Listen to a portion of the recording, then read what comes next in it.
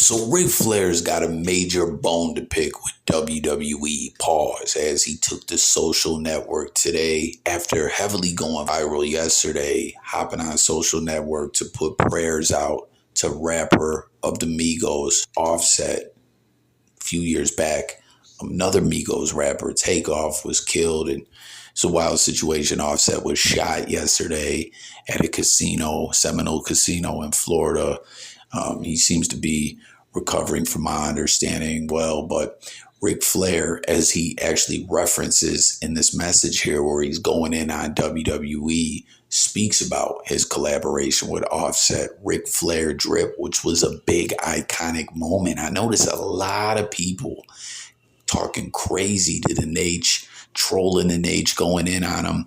What's up with this, everyone? I mean, I know Nate has had some rather unflattering social media moments over the past few years where people were like, yo, he's drunk posting, drunk texting, or whatever, what have you, man. But like, I want to know in the comments how you feel about the Nate. Has he went down a peg or two in your book? Do you look at him differently with some of this stuff? Like, listen, the Nate is the Nate.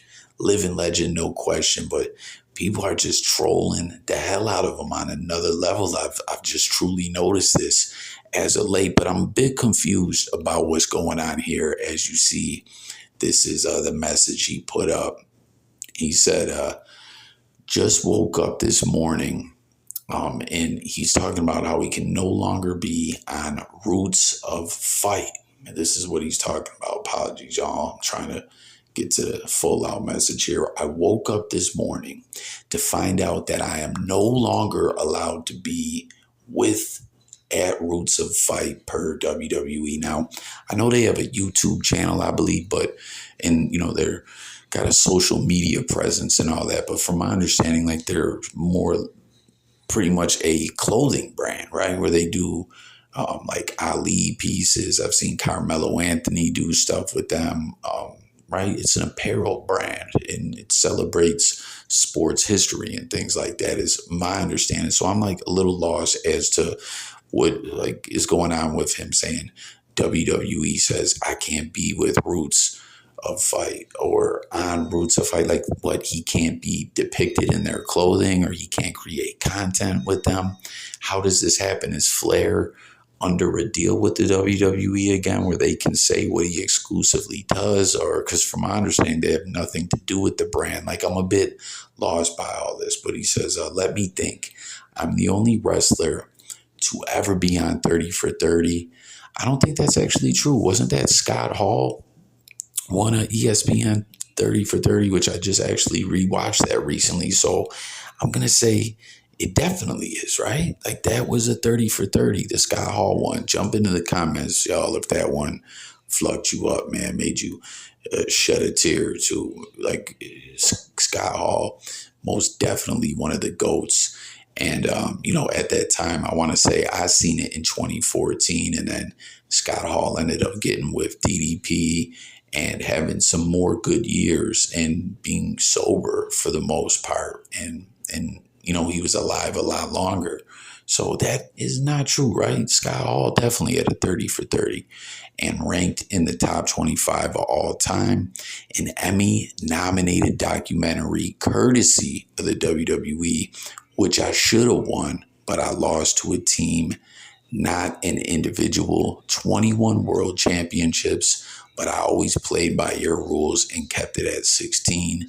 Paid Vince McMahon back $800K when he said he would have forgive it. I honored it.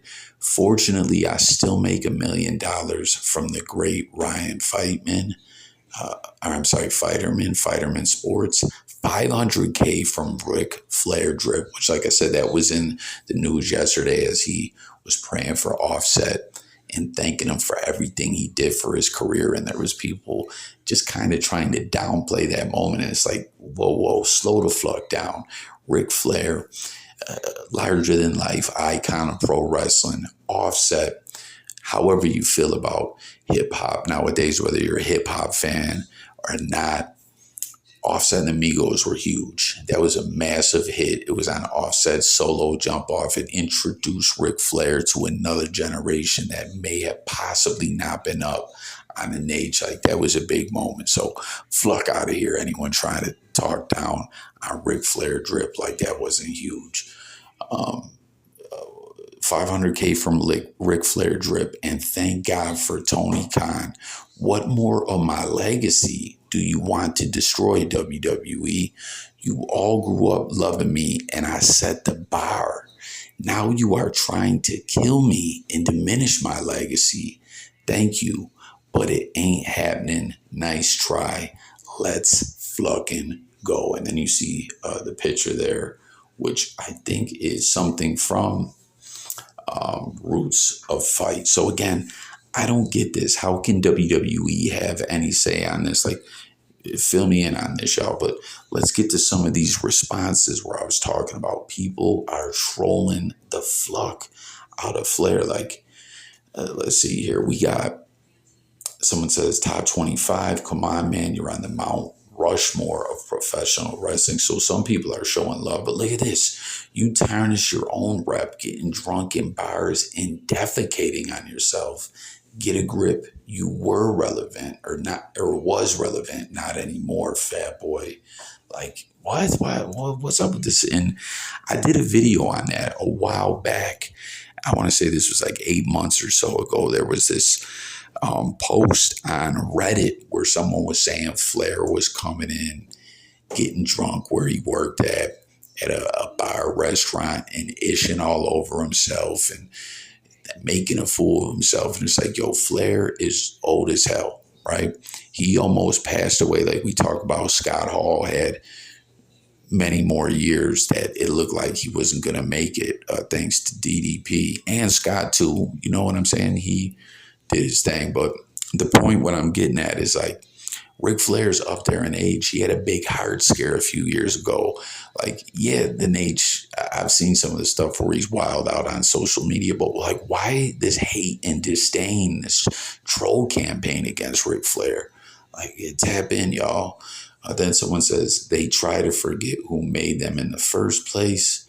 Now look at this. WWE didn't destroy your legacy. You did that to yourself after you retired, then decided to continue making an embarrassment of yourself by getting in the ring way past your prime and doing drunken half-ass cameos.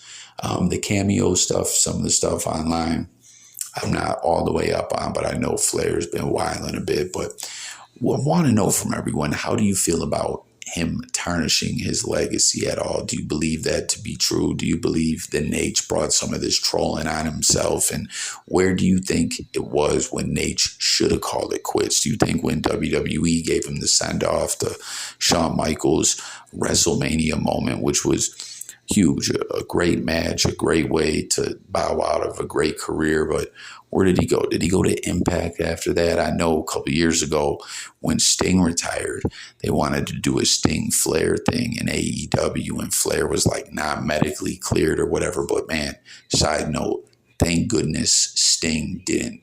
We're talking about if Flair should have retired or not. Thank God Sting didn't with that bullshit run in WWE.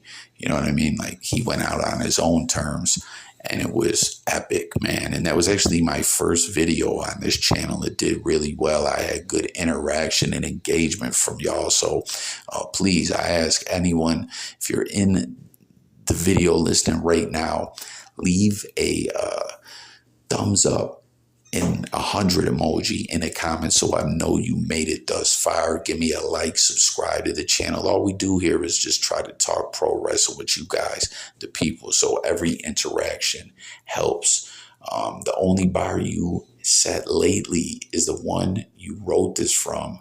Get well, stop drinking. Imagine being 137 years old and still petty as a child. What a sad man. Call your kids Fred. So look at this, like people just going in on the Nate. He's catching so much hate, but there you have it, man. He says they're trying to destroy his legacy. Some trolls are saying Nate did that to himself, and then The question I ask, once again, I'm confused about this whole situation. How WWE, do they own like Flair's licensing or have a say in it? I'm totally lost on this. So get into the comments. I'll get with you on the next one.